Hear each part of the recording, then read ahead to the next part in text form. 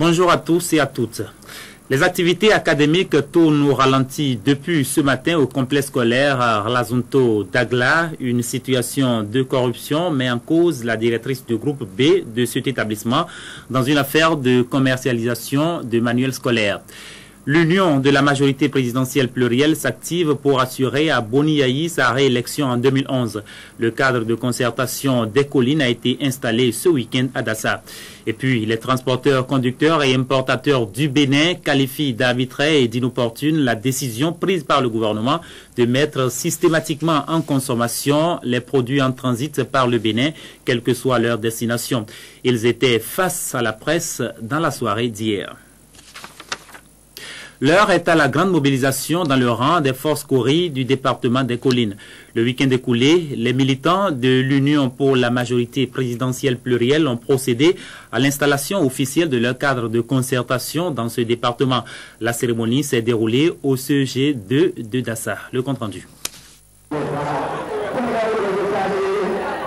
Venus de Wessé, Savalou, Glazoué, Banté, Dassa et Savé, ces militants de la majorité présidentielle du département des collines affûtent leurs armes pour les échéances électorales de 2011. Tous unis pour la réélection du docteur Boni Yayi, ce rassemblement de Dassa consacre l'installation de la machine à ratisser large dénommée cadre de concertation de la majorité présidentielle plurielle pour une victoire fulgurante de l'actuel président de la République en mars 2011. Pour Christelle Houndonoubo, le seul fait que le département des collines soit mobilisé derrière Boni Yayi est le signe d'une victoire certaine.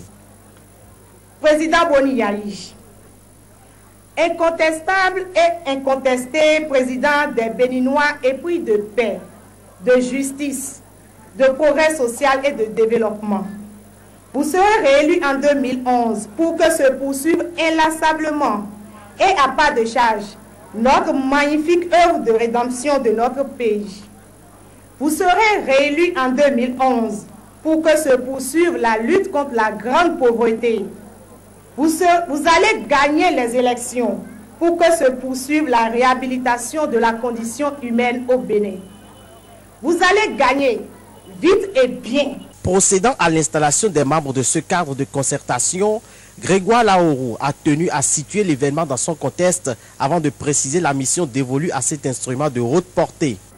Ces cadres de concertation, est-il besoin de le rappeler, doivent être des creusets de réflexion et d'action en vue de l'atteinte de l'objectif commun à nous tous, c'est-à-dire faire réélire coûte que coûte le docteur Thomas Boni Yayi en 2011. Que vous soyez ou non membre des cadres de concertation, vous devez occuper le terrain politique de vos communes respectives. Vous devez ratisser large. Vous ne devez laisser aucune portion de notre département à une autre force. Car ici, dans les collines, au soir des élections présidentielles de mars 2011, notre candidat, le docteur Boni Yayi, doit s'en sortir avec un score d'au moins 98%. Ils sont désormais investis d'une lourde mission, celle de garantir au président Boni Yayi le maximum de suffrages lors des échéances prochaines dans les collines. Ils ont entre autres pour nom Laourou Grégoire, Nikez Fayon, Christelle Houndonoubo, Benoît Degla, Désiré Adadja, Jean Gounogbe, Yabi Clarisse Azaria. En somme, une équipe forte derrière Boni Yayi. Les jeunes du mouvement politique Jeunesse Unie pour l'éthique dans le changement CUJE font une évaluation des 5 années de gestion du régime actuel. À travers un rassemblement tenu à la Maison des Jeunes de Kpangouyan, ils ont dressé un bilan plutôt négatif du mandat du président Boni Yayi et ont décidé alors de soutenir Abdoulaye Biotchane pour les échéances de 2011.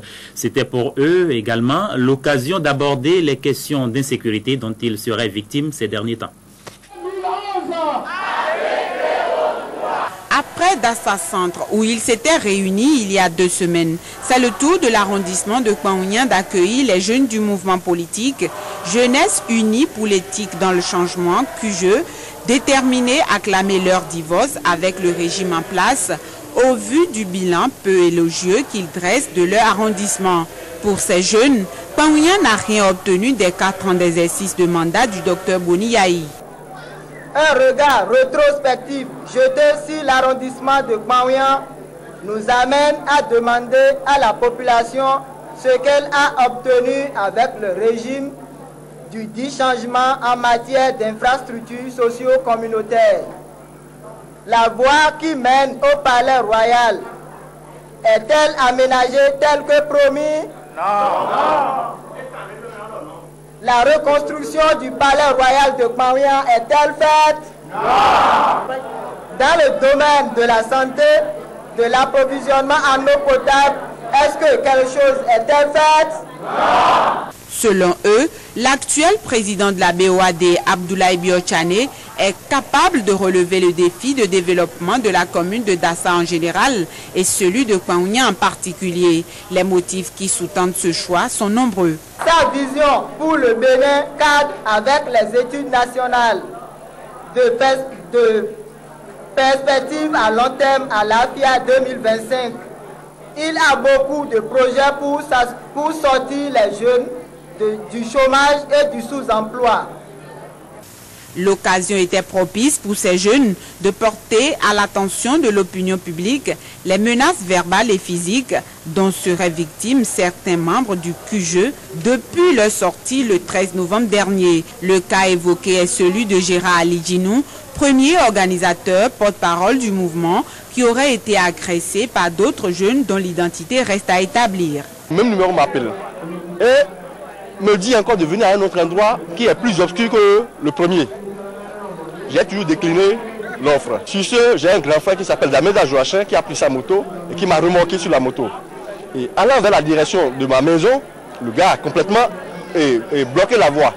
Et on l'a laissé à 10 mètres. On a retourné la moto et il a fallu qu'on retourne on change de direction. Il a sorti, il a dégainé un couteau qu'il a brandi sur moi derrière nous et derrière la moto en me pourchassant. Ces jeunes se disent imperturbables et déterminés contre vents et marées à œuvrer inlassablement pour qu'en avril 2011, Abdoulaye Biotchane soit l'occupant de la marina. La machine électorale de l'Union fait la nation s'implante sur l'ensemble du territoire national. Le week-end dernier, les leaders de la coalition étaient dans les Zou collines pour y installer les unions communales provisoires.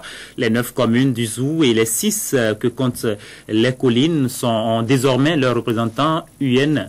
Les cérémonies d'installation se sont déroulées à Glazoué et à Abomey. L'Union fait la nation dans le Zou, c'est comme qui dirait un caïman dans son marigot. À Abomey ce dimanche, la ville est décorée aux couleurs de la coalition.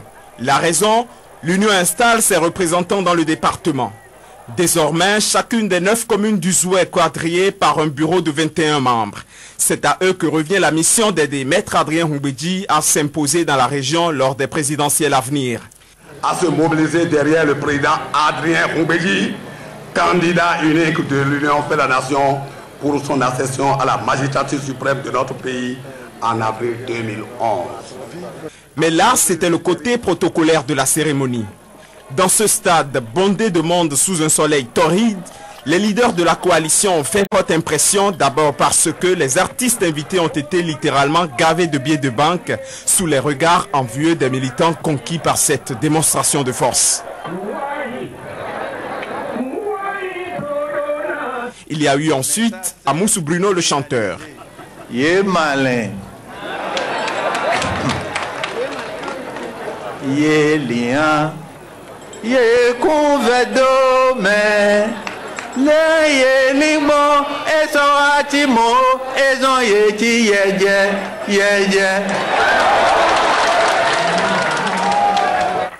Le président de l'Union fait la nation semble avoir choisi de faire revivre ces chansons mythiques du groupe Polyrythmo et il n'est pas le seul. Maître Humbedji, le candidat de l'UN, s'en est inspiré pour créer un slogan à la coalition sous les ovations de la foule qui n'a cessé de grandir dans ce stade. L'Union fait la nation, l'Union fait la nation, l'Union fait la nation, Yeliha, Yeliha, Yeliha, Yebaboti, Yeje. Merci beaucoup. Le meilleur de toute la cérémonie, c'est cette image. Les présidents de la Renaissance du Bénin et de l'Alliance Fos-Clé main dans la main. Ces deux forces qui se battaient dans les Zoukolines sont désormais unies pour un même combat, et cela au grand bonheur de leurs militants. Ils ont aussitôt pris l'engagement de faire comme eux. La tournée des responsables de l'UN a commencé par Glazoué. Là aussi, la coalition a installé les unions communales provisoires des collines.